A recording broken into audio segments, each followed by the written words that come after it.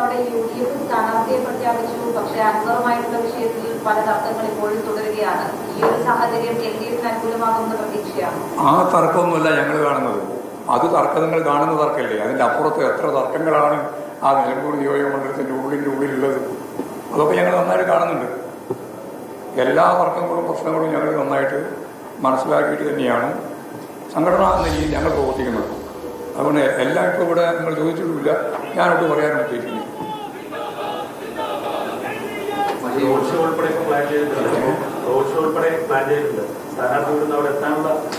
അത് road show ഒന്നും സ്ഥാനാർത്ഥി പറയുന്നില്ല.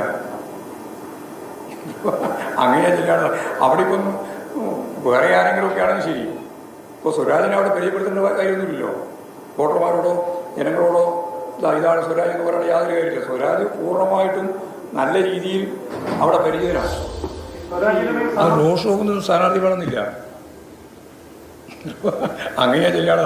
അവിടെ ഇപ്പം വേറെ ആരെങ്കിലും ഒക്കെ ആണെങ്കിൽ ശരി. ഇപ്പോൾ സ്വരാജിനെ അവിടെ പരിചയപ്പെടുത്തേണ്ട കാര്യമൊന്നുമില്ലല്ലോ. വോട്ടർമാരോടോ ജനങ്ങളോടോ ഇതാണ് സ്വരാജ് എന്ന് പറയുന്നത് യാതൊരു കാര്യമില്ല. സ്വരാജ് പൂർണ്ണമായിട്ടും നല്ല രീതിയിൽ അവിടെ പരിചിതനാണ്.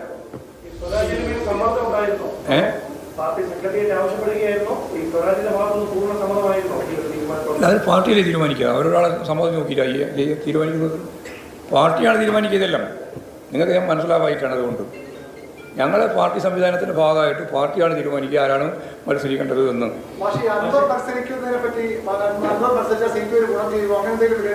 ഒരു വിലയിരുത്തലുമില്ല.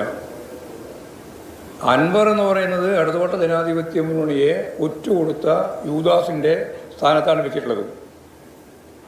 അൻവറിന് അവിടെ വേറെ എന്തെങ്കിലും രീതിയിൽ ഞങ്ങളുമായിട്ട് ബന്ധപ്പെട്ട ഒരു പ്രശ്നം ഞങ്ങളില്ല. അതിൽ UDFുമായിട്ട് ബന്ധപ്പെട്ടാണ് പ്രശ്നങ്ങൾ മുഴുവൻ കൈകാര്യം ചെയ്യുന്നതും പറയുന്നതും പത്രത്തിൽ പറയുന്നതും ഒക്കെ.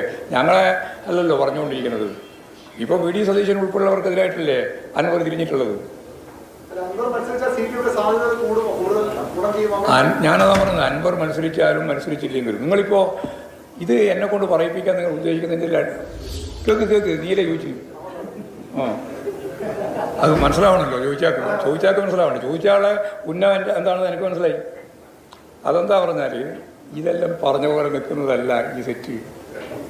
ഏറ്റവും അവസാനം വേറൊരു നിലപാട് സ്വീകരിച്ചു കഴിഞ്ഞാൽ അന്ന് ഗോവിന്ദ മാഷ് പറഞ്ഞല്ലോ അത് ഗുണം ചെയ്യുന്നു. അപ്പോൾ ഇപ്പോൾ ഗുണം ചെയ്യില്ലല്ലോ, കാരണം പോയല്ലോ. അത് വിശദീകരിക്കാൻ എന്നെ ഉപയോഗിക്കേണ്ട. അതാണ് നിങ്ങൾ ഉന്നതം.